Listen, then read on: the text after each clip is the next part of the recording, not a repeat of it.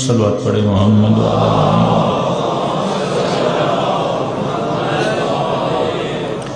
بسم اللہ الرحمن الرحیم رب اشرح لی صدری ویسر لی امری واحلل عقدۃ من لسانی یفقہوا قولی اما بعد فقط قال سبحانہ وتعالی فی محکم کتابہ بسم اللہ الرحمن الرحیم وَاعْتَبِرُوا یا اولی الالباب صلوات پڑھے محمد وعلی محمد۔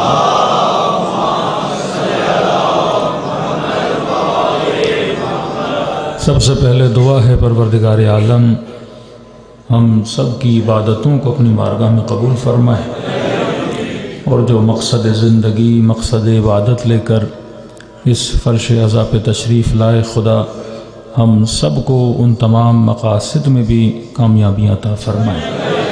تھوڑا سا ایکو کم کر دیں، بار دیگر صلوات پڑھیں محمد وعلی محمد۔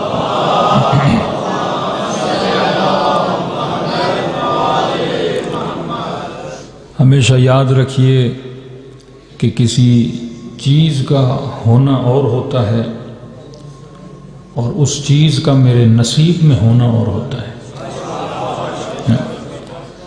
ہو سکتا ہے گھر میں کوئی چیز میرے پاس ہو پر میرے نصیب میں نہ ہو۔ اردو کا محاورہ ہے کہ دانے دانے پہ لکھا ہے کھانے والے کا نام۔ چاول کی 10 بوریاں گھر میں پڑی ہوں، لیکن جس دانے پہ نصیب لکھا ہوگا وہ مجھے ملے گا، جس پہ نصیب نہیں لکھا وہ گھر میں پڑا تو رہے گا پر مجھے ملے گا کبھی بھی نہیں۔ ہو سکتا ہے کسی کے اکاؤنٹ میں 1 کروڑ روپیہ پڑا ہو، اس کے پاس ہو تو صحیح پر اس کے نصیب میں نہ ہو، اور وہ پیسے رکھ کے مر جائے، وہ کسی اور کا نصیب بن جائے۔ تبھی فرمایا ہمیشہ دعا کیا کرو کہ خدا میرے نصیبوں کو اچھا بنا۔ زندگی کا ملنا اور ہے، لیکن وہ زندگی ایسی با نصیب ہو کہ انسان کو خدا کے قریب لے جائے، یہ اور ہے۔ تبھی امام فرماتے ہیں مومن جب بھی دعا کیا کرو تو ایک دعا کرو اے خدا میرے رزق میں اضافہ فرما۔ یہ نہیں کہا دعا کرو میرے مال میں اضافہ فرما، کیونکہ مال میں اور رزق میں زمین و آسمان کا فرق ہے۔ مال وہ جو میرے پاس ہے پر میرا رزق نہیں ہے، رزق جو میرے پاس بھی ہے اور اللہ نے میرے نصیب کے اندر بھی رکھا ہوا ہے۔ اب ہو سکتا ہے کسی کو 70 سال زندگی تو ملے پر زندگی بابرکت نہ ملے۔ زندگی کا ہونا اور ہے، اس کا بابرکت ہونا اور ہے۔ زندگی تو شمر کو بھی ملی، زندگی تو یزید کو بھی ملی، اور زندگی حبیب ابن مظاہر کو بھی ملی۔ زندگی کا ہونا زندگی کا ہونا اور ہے، لیکن زندگی بابرکت ہونا اور ہے۔ دیکھیے انسان کس چیز کی وجہ سے یاد رکھے جاتے ہیں؟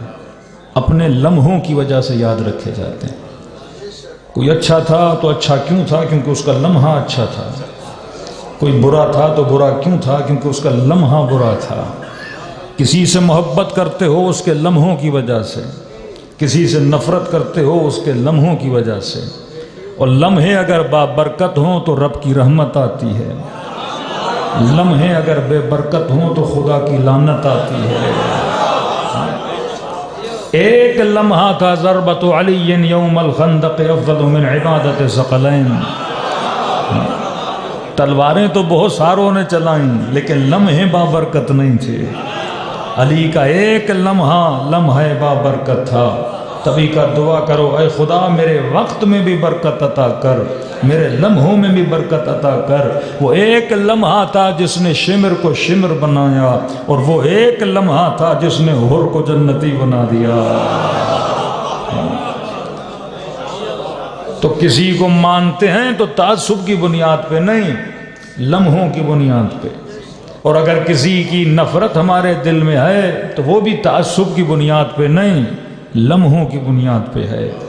آپ کھلم کھلا چیلنج کریے مخالفان امیر المؤمنین کو کہ جناب اگر ہم علی سے محبت کرتے ہیں تو بس ایک کام کریے، فضیلت کا معیار بنا دیتے ہیں کہ کون با فضیلت ہے کون بے فضیلت ہے۔ با فضیلت میرے کہنے سے نہیں بنتا، بے فضیلت میرے کہنے سے نہیں بنتا، بس فرق یہ ہے کہ ہم علی کے لمحوں کو لاتے ہیں، تو اپنے بڑوں کے لمحوں کو لا کے کھڑا کر۔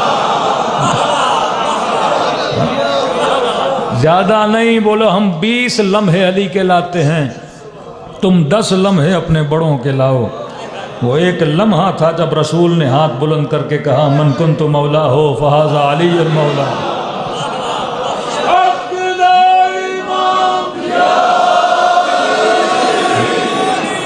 وہ ایک لمحہ تھا جب رسول نے کہا من کنت مولا فہذا علی المولا۔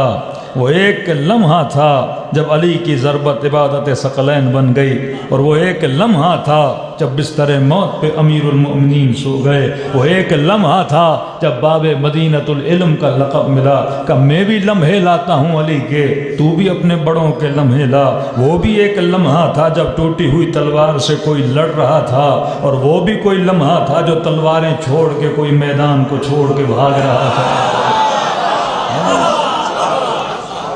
دنیا لمحوں کی دنیا ہے، یہ وقت، یہ گھڑی، یہ سیکنڈ جو گزر رہے ہیں یہ کیا بن رہے ہیں؟ لمحے بن رہے ہیں۔ اب لمحوں میں کوئی رحمتیں سمیٹ رہا ہے تو کوئی لعنتیں سمیٹ رہا ہے۔ یہ تیرے اوپر ہے تو اپنے لمحوں کو کیسا بناتا ہے، یہ تیرے اوپر ہے تو اپنے خلوت کو کیسا بنا دیتا ہے۔ تو فرمایا مجلس حسین میں آئے یہ کیا سمیٹ رہے ہو؟ لمحے بنا رہے ہو سکتا ہے کوئی کہیں اور پہ مشغول ہو، وہ بھی اپنے لمحے بنا رہا ہے، تو بھی اپنے لمحوں کو بنا رہا ہے۔ اور کہ لمحے جتنے پاک ہوں گے آخرت میں پاک نصیب ہوں گے، لمحے جتنے نجس ہوں گے آخرت اتنی نجس ہو جائے گی۔ فرمایا اب یہ تیرا اختیار ہے، تو لمحوں کو کیسا بنانا چاہتا ہے۔ امیر المؤمنین نے فرمایا کہ انسان پہلے یہ سوچا کر کہ تجھے اتنا مقام ملا تو کس چیز کی وجہ سے ملا۔ کہ آج انسان کہے میں اشرف المخلوقات ہوں، میں سب سے بہتر وجود ہوں جسے پروردگار عالم نے بنایا۔ دیکھیے یہ ماحول سردی کا ماحول ہے، سردی کی ایک خاصیت ہے، خاصیت یہ ہے کہ وجود کو ٹھنڈا کر دیتی ہے، اور ذکر حسین کی بھی ایک خاصیت ہے۔ سردی کی خاصیت وجود کو کیا کر دے؟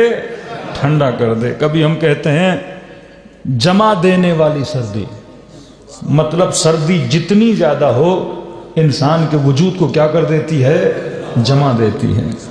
جمنے کو عربی میں کہتے ہیں جمود۔ آپ گھر میں ڈیفریزر رکھتے ہو، فریج رکھتے ہو، چیزوں کو کیا کرنے کے لیے؟ جمانے کے لیے، کہ مولانا سبزی خراب ہو جائے گی، کھانا خراب ہو جائے گا، لہٰذا ہم فریج میں رکھتے ہیں تاکہ جم جائے۔ جب جم جائے گا تو اس کی حالت بدلے گی نہیں، ویسے کا ویسا رہے گا۔ بدن کو ڈیفریزر میں ڈال دو، 10 سال بھی پڑا رہے تو بدن خراب نہیں ہوگا، جمع رہے گا۔ مطلب جب کوئی چیز جم جاتی ہے تو وہ رک جاتی ہے، جب رک جاتی ہے تو حرکت ختم ہو جاتی ہے۔ جمنا مطلب حرکت کا نہ ہونا۔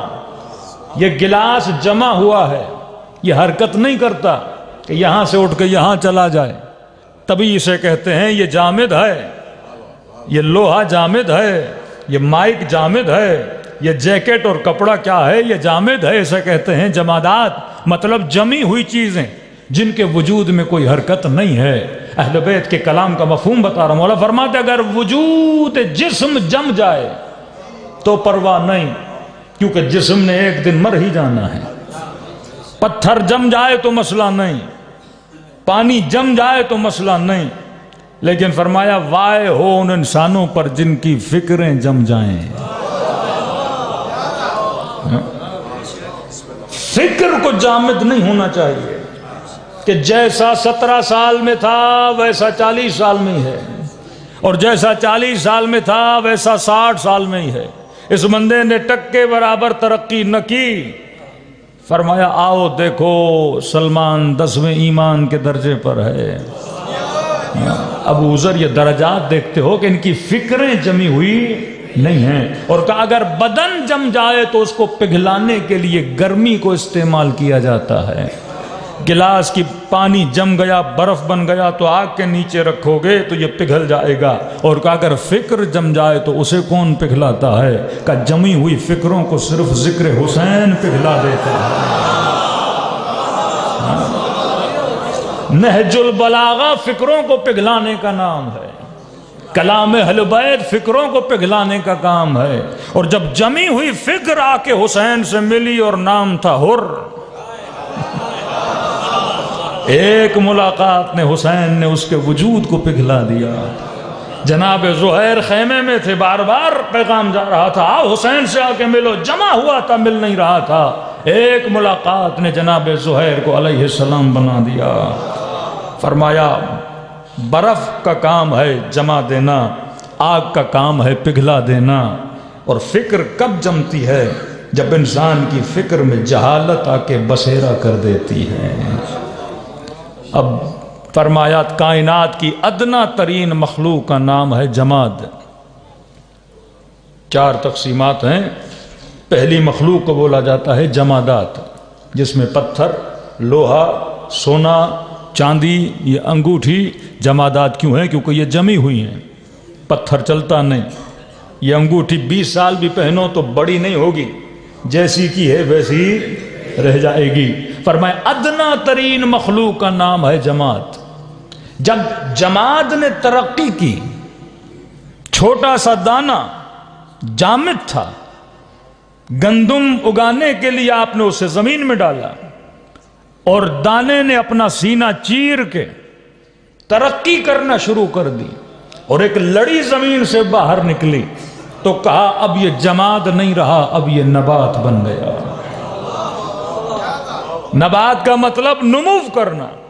بچہ پیدا ہوا چھوٹا تھا، اگلے سال قد اور بڑا ہوا، پھر اور بڑا ہوا، اور خدا نخواستہ کسی کو بیٹا پیدا ہو جائے اور 2-3 سال گزر جائیں ویسے کا ویسا رہے تو فوراً ڈاکٹر کے پاس جاؤ گے، کیونکہ پتھر نہیں ہے، انسان کا بچہ ہے۔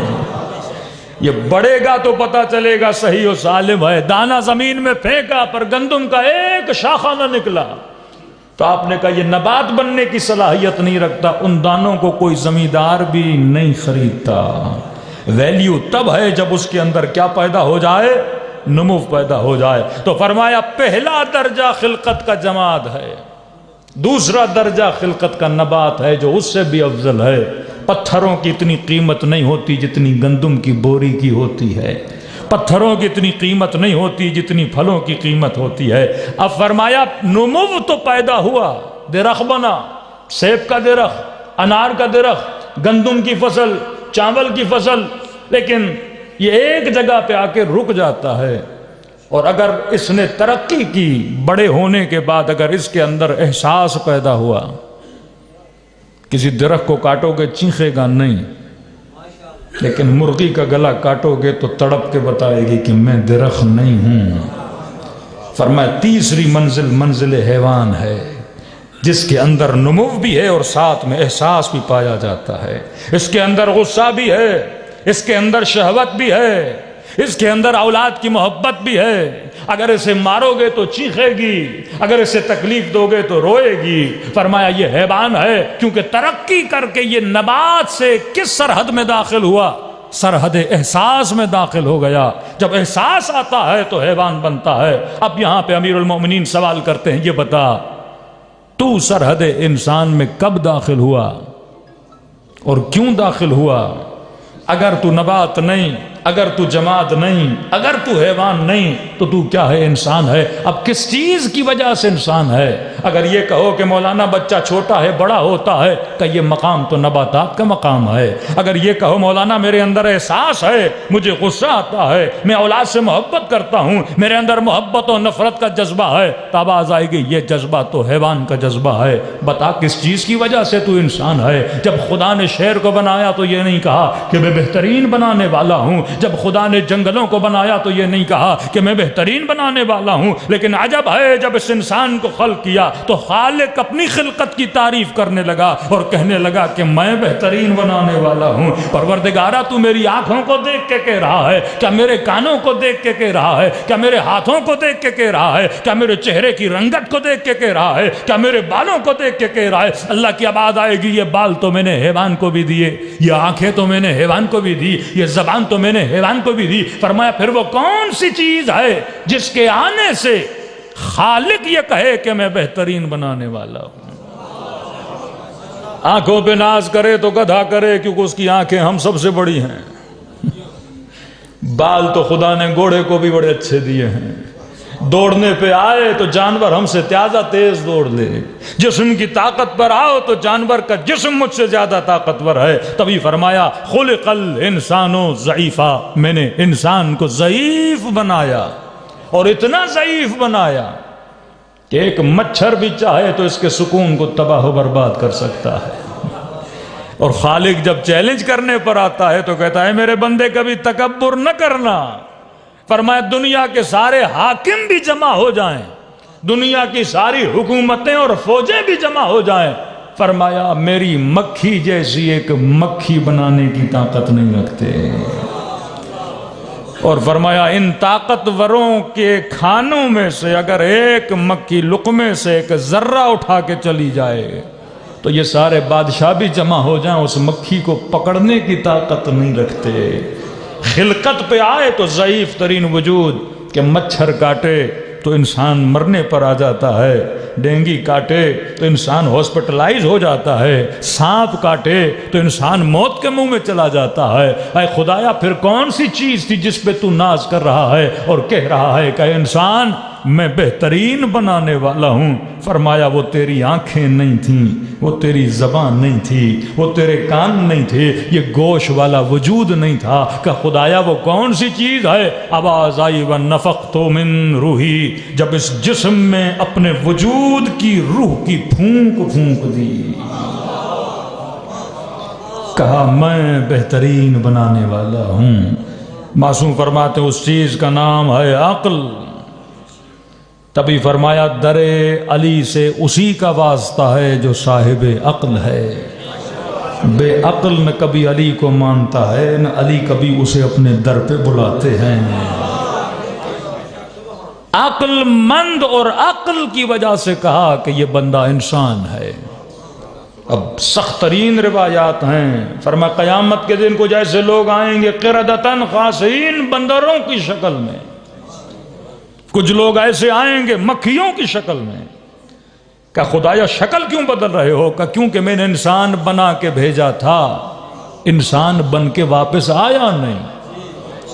انسان وہی بن سکتا ہے جس کی عقل کیا رہے؟ ایکٹیو رہے۔ عقل کیا ہے؟ فرمایا بچہ جب 7 سال کا ہو تو ممیز ہوتا ہے۔ ممیز کا مطلب اس میں تمیز پیدا ہو جاتی ہے۔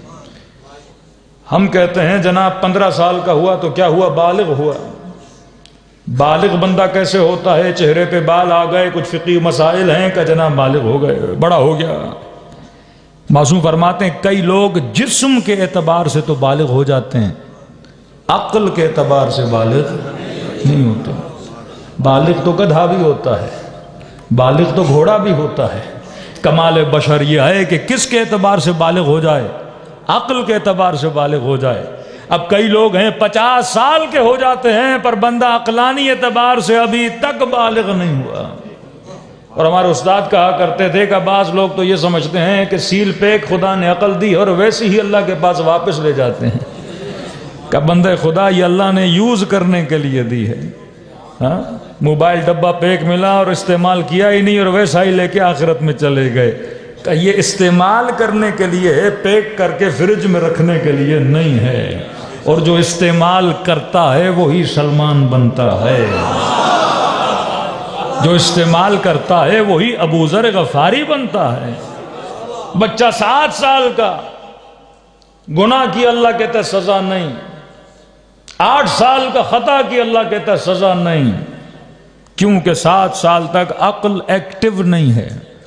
ایکٹیو نہیں تو اگر چوری بھی کرے تو بالکل ایسے ہے کوئی جانور جا کے کسی اور کی کھیت سے پوری گندم کھا لے تو کوئی اس کو لاک اپ میں نہیں ڈلواتا، کیونکہ جانور ہے، جانور کو کیا پتا مالک کی گھاس ہے یا پڑوسی کی گھاس ہے، مالک کا مال ہے یا کسی مومن کا مال کھا رہا ہوں۔ تو فرمایا جس میں تمیز ہو اپنے مال کی اور غیر کے مال کی وہ انسان کہلاتا ہے، اور جسے یہ تمیز نہ ہو کہ اپنا کھا رہا ہوں یا غیر کا کھا رہا ہوں وہ حیوان کہلاتا ہے۔ تو سرحد انسانی میں رہنا ہے تو تمیز ہونی چاہیے۔ اب جسے یہ پتہ نہ ہو کہ اہل بیت کا حق کھا رہا ہوں، وہ فیصلہ خود کرے کہ انسانی سرحدوں میں جی رہا ہے یا حیوانی سرحدوں میں جی رہا ہے۔ تمیز بتاتی ہے کہ انسان ہوں یا حیوان ہوں، حیوان میں تمیز نہیں ہوتی۔ اور عجب ہے جس حیوان میں تمیز آ گئی خدا نے اس کو انسان کے لیے نمونہ بنا دیا۔ کسی کا کھاؤ تو اس کا گایا بھی کرو، کوئی ایک احسان کرے تو بدلہ احسان سے چکایا کرو۔ جانور ہے، کتا نجس ہے، لیکن اگر مالک کا کھاتا ہے تو کبھی بے وفائی نہیں کرتا۔ خدا نے اس کی وفا کا ذکر قرآن میں کر دیا۔ جانور میں تمیز آ جائے تو خدا اس کا ذکر کرتا ہے۔ ایک کتاب ہے حیات الحیوان، اس میں معصومین نے کئی حیوانوں کی مثالیں دی ہیں۔ مرغا ہے پر اگر غیرت آ جائے تو معصوم فرماتا ہے انسان ہے بے غیرت سیکھنی ہے تو کس سے سیکھ؟ مرغے سے سیکھ۔ اب یہ بتاؤ انسان ہو پر غیرت نہ ہو تو قیامت میں افضل مرغا ہوا یا یہ ہوا؟ معصوم فرماتے ہیں مکھیوں سے سیکھا کر۔ مولا کیا؟ فرمایا کئی لوگ قیامت کے دن آئیں گے مکھی نما ہو کر آئیں گے۔ مولا کون سی مکھی بنوں؟ فرمایا دو طرح کی مکھیاں، ایک وہ مکھی جو گندگی پہ بیٹھتی ہے، ایک وہ مکھی جو پھولوں پہ بیٹھتی ہے۔ فرمایا بعض لوگ مکھی بنتے ہیں گندگی والی، بعض لوگ بنتے ہیں پھولوں والی۔ کا بڑا مثال تو دیجئے، یہ گندگی کی مکھی اور پھولوں کی مکھی کیا ہے؟ آپ نہانے گئے، نہا کے دھو کے صاف ستھرا بدن کر کے صابن وابن لگا کے پاک و پاکیزہ طاہر بن کے جب باہر آئے تو بدن پورا صاف ستھرا ہے، لیکن بدن کی کسی جگہ پہ ایک ہلکا سا زخم تھا۔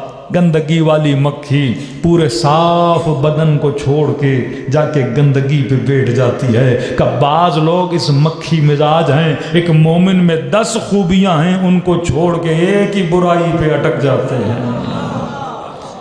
کہ خدا قیامت میں ان کو مکھی بنا کے اٹھائے گا۔ معصوم میں کیسا بنوں؟ کہ دیکھ شہد کی مکھی سے سیکھا کر۔ گندگی والی مکھی پرواز کرتی جاتی ہے، پھولوں کو چھوڑ دیتی ہے، باغوں کو چھوڑ دیتی ہے، جا کے نالیوں اور گندگیوں میں بیٹھ جاتی ہے۔ لیکن شہد کی مکھی بھی پرواز کرتی ہے، لیکن پرواز کرنے کے بعد وہ ساری گندگیوں کو چھوڑ کے پھولوں کی عاشق بن جاتی ہے اور خوشبوؤں پہ بیٹھا کرتی ہے۔ اب ہم نے فیصلہ کر دیا کہ ہم کون سی والی مکھی کو پسند کرتے ہیں۔ حسین کی مجلس میں آنا بتاتا ہے کہ جو یزید کو چھوڑ کے عاشق حسین بن جائے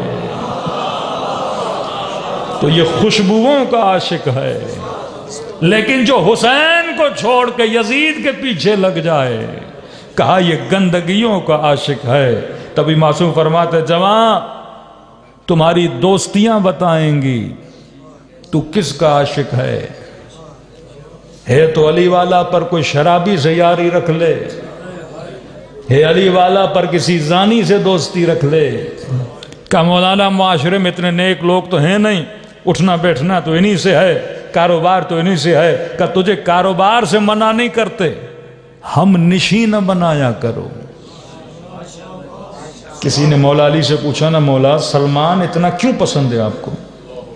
امام نے فرمایا ایک تو سلمان غریبوں سے بڑا عشق کرتا ہے، امیروں کی صحبت میں بیٹھنے سے زیادہ فقیروں کے ساتھ بیٹھنا پسند کرتا ہے، کیونکہ فقیر کا عاشق خدا ہے۔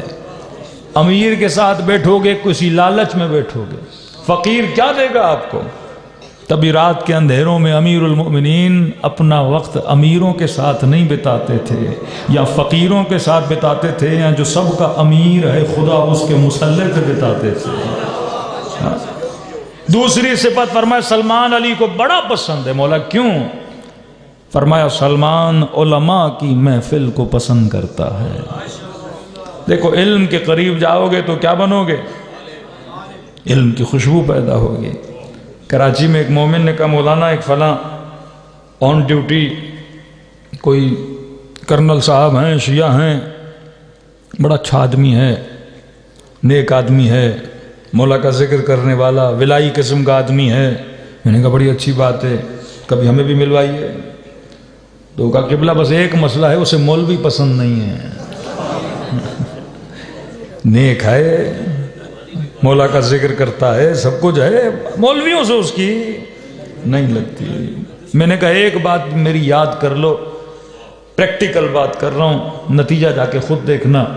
میں نے کہا جو بندہ مولوی سے دور ہے وہ دین سے بھی دور ہے۔ اب یہ نہیں کہ ہم اپنی تعریف کر نہیں ہیں، میں نے کہا جا کے دیکھ لینا، جو عالم سے دور ہوگا، مجتہد سے دور ہوگا، کسی صاحب امامہ سے دور ہوگا، میں نے کہا لکھ لو، میرے قلم سے یہ چیزیں لکھ لو کہ وہ بندہ دین سے دور ہوگا۔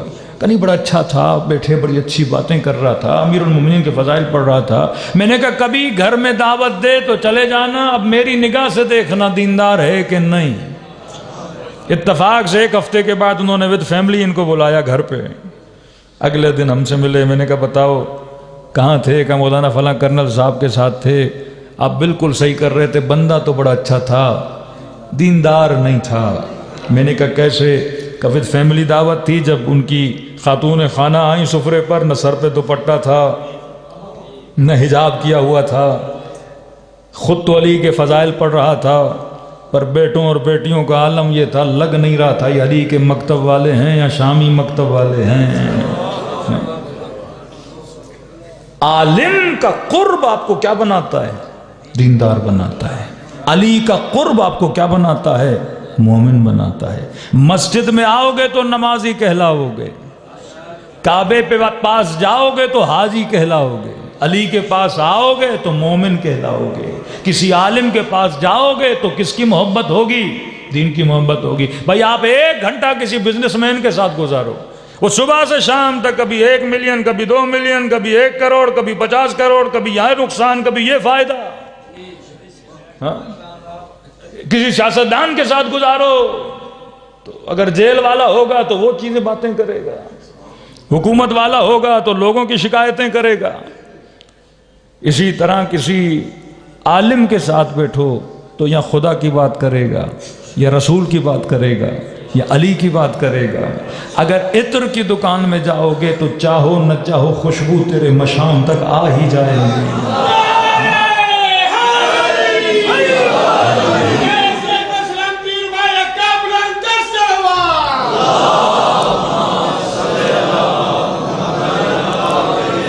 فرمایا ایک سلمان علی کو پسند ہے کیونکہ فقیروں کے ساتھ بیٹھنا پسند کرتا ہے، دوسرا سلمان علی کو پسند ہے کیونکہ سلمان علماء کی محفل میں بیٹھنا پسند کرتا ہے، تیسرا فرمایا سلمان کو اللہ سے بات کرنا بڑا پسند ہے۔ بندہ 24 گھنٹے میں رب سے باتیں کتنی کرتا ہے؟ تو فرمایا عقل نام ہے تمیز کا، تمیز کا مطلب اچھے اور برے کی تمیز آ جائے۔ تبھی فرمایا تمہاری نسلیں، تمہارے بچے 7 سال تک ایسے رکھو جیسے یہ بادشاہ ہیں۔ ایک آدمی غلطی کرتا ہے، کہتے ہیں اس کو کوئی ٹوکتا کیوں نہیں، کہ بادشاہ آدمی ہے، جو من میں آیا کرتا ہے۔ کہ بچہ ہے اس میں تمیز نہیں، اچھا کیا ہے برا کیا ہے، بڑے سے بات کیسی کرنی۔ مولانا ہمارا چھوٹا بچہ آپ سے ملنا چاہتا ہے، اور بچہ جیسے آیا اس نے کوئی مولانا کی توہین کر لی تو کوئی غصہ نہیں کرتا، کیونکہ کیا ہے؟ بچہ ہے۔ کبھی باپ کی توہین کر دیتا ہے، کبھی ماں کی کر دیتا ہے، کیونکہ بچہ ہے۔ باپ کی گود میں ہوگا اپنے کپڑے نجس کر دے گا، ماں کی گود میں ہوگا اپنے کپڑے نجس کر دے گا، لیکن جیسے جیسے بڑا ہوتا جائے گا تمیز آتی جائے گی، اسے پتہ ہوگا نجاست گودوں میں نہیں کی جاتی۔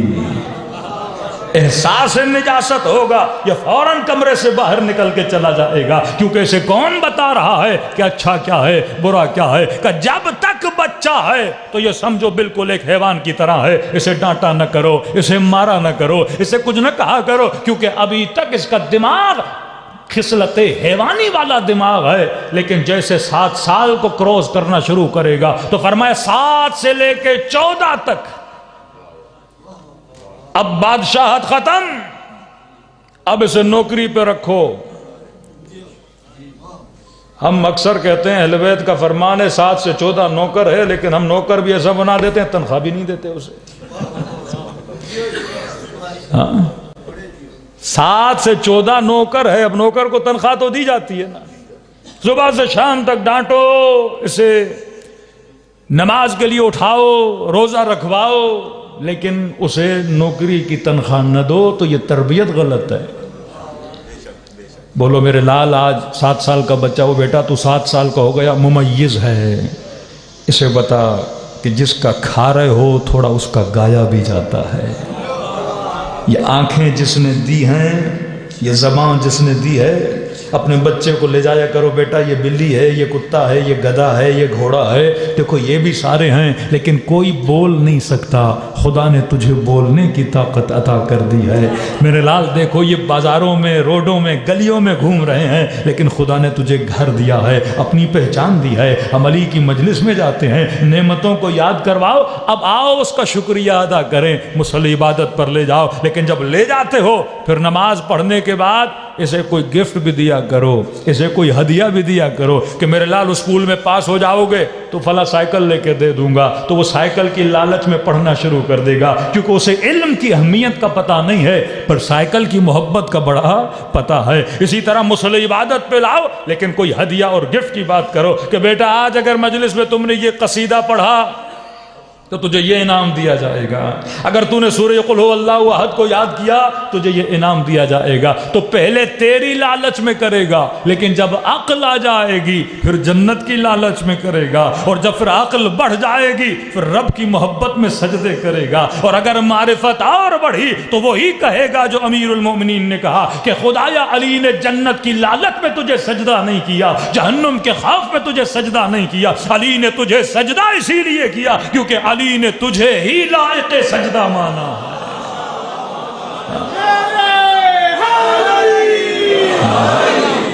جیسے جیسے عقل پروان چڑھتی ہے، میں نے کسی جگہ مثال دی، دیکھو محبتیں بچپن میں اور ہوتی ہیں، جوانی میں اور ہوتی ہیں، کیونکہ بچپنے میں عقل نہیں ہوتا، محض شہوت ہوتی ہے، جوانی میں عقل بڑھتی جاتی ہے، ویلیو اور ڈی ویلیوشن کا پتہ چل جاتا ہے۔ آپ کسی بچے سے پوچھیں کہ بیٹا آئس کریم چاہیے یا شادی کرا دوں، ہاں کیا کہے گا بچہ؟ وہ کہے گا خود کرے آئس کریم چاہیے۔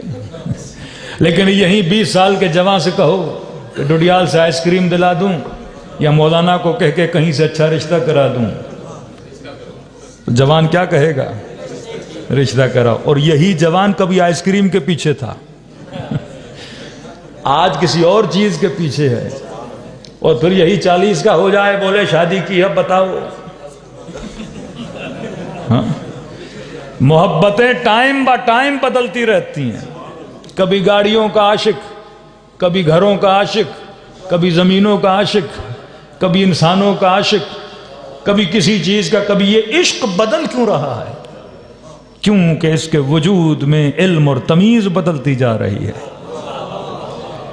کبھی کوئی تھا اس کا عاشق تھا جو علی کا دشمن، پھر آتا ہے مجلس میں مولانا ذرا کلمہ تو پڑھائیے میں شیعہ ہونا چاہتا ہوں۔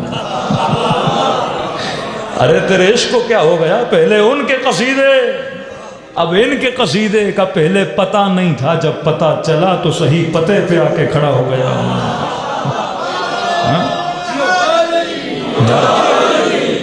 تمیز جیسے بڑھتی جاتی ہے، عقل جیسے موٹی ہوتی جاتی ہے، یہ اپنی پہچان میں دقیق ہوتا جاتا ہے۔ کوئی روڈ پہ پڑا ہوا فقیر ہو، زیادہ پڑھا لکھا نہ ہو، اسے تمیز نہیں کہ صاف پانی کیا ہوتا ہے، گندا پانی، پیاس لگے گی کہیں سے جو بھی پانی آیا پی لے گا، لیکن جسے علم آیا، جراثیم کا پتہ چلا، بیکٹیریاز کا پتہ چلا، وہ دیکھ کے کھائے گا کیا کھاؤں کیا نہ کھاؤں۔ اگر کوئی ہندو ہو وہ یہ نہیں دیکھتا کہ کٹا ہوا ہے کہ نہیں، حلال ہے کہ نہیں، کیونکہ تمیز نہیں ہے، تو مکتب علی تجھے تمیز دلاتا ہے۔ کس کی تمیز؟ حلال و حرام کی تمیز دلاتا ہے۔ دیکھنے پہ آؤ تو کائنات تیرے سامنے ہے، لیکن یہ تمیز ہے جو آنکھوں کو بتاتی ہے کہ کسے دیکھنا ہے اور کہاں آنکھوں کو جھکا دینا ہے۔ شکم تو سب کے پاس ہے، کھانا ہر کسی کو چاہیے، پر یہ تمیز ہے کہ انسان کو بتاتی ہے کہ حلال کھانا ہے یا حرام کھانا ہے۔ تو فرمایا تمیز، بچہ 7 سال میں اس کی تمیز اس کے وجود میں آ جاتی ہے کہ اب یہ تیرا غلام ہے۔ غلام کا مطلب نہیں کہ اسے مارنا ہے، غلام کا مطلب ہے اس سے ڈیوٹی لو، اس سے کام کرواؤ، اس کو رسپانسیبل بناؤ کہ بیٹا آج یہ 5 کام کرنے ہیں اور کسی صورت میں کرنے ہیں، اور اگر کر لو گے تو یہ تیرا انعام ہے۔ بیٹا کل یہ تم نے کرنا ہے اور یہ کر لو گے تو یہ تیرا انعام ہے۔ اب چھوٹا بچہ 24 گھنٹے 12 گھنٹے کا روزہ تو نہیں رکھ سکتا، اب کو بیٹا پورا دن روزہ نہیں رکھ سکتے تو کیا ہوا؟ صبح سے لے کے دوپہر کی نماز تک تیرا روزہ ہے۔ اسے عادت دلاؤ پیٹ پہ کنٹرول کرے، اسے عادت دلاؤ زبان پہ کنٹرول کرے، اسے عادت دلاؤ کانوں پہ کنٹرول کرے۔ موبائل کا زمانہ، سوشل میڈیا کا زمانہ، یہاں یوٹیوب کھولا لاکھ چیزیں آ گئیں۔ اگر تمیز ہوگی کون سی تصویر دیکھنی ہے، کون سی تصویر نہیں دیکھنی، کسی فاسق و فاجر کے حسن کو دیکھنا ہے یا نجف میں علی کی زری کو دیکھنا ہے۔ یہ تمیز جیسے جیسے آتی جائے گی، اور یہی معیار تقوی ہے، یہی بندگی کا معیار ہے کہ جب رسول نے کہا کہ پہاڑی کو نہیں چھوڑنا تو علی میں تمیز تھی۔ جو رسول نے کہا وہ تعمیل حکم کیسے کرنا ہے۔ شب ہجرت کا بستر پہ سو جاؤ، جی یا رسول اللہ، کہا کہ اتنی میٹھی نیند علی کو کبھی نہیں آئی جتنی اس رات موت کے بستر پہ علی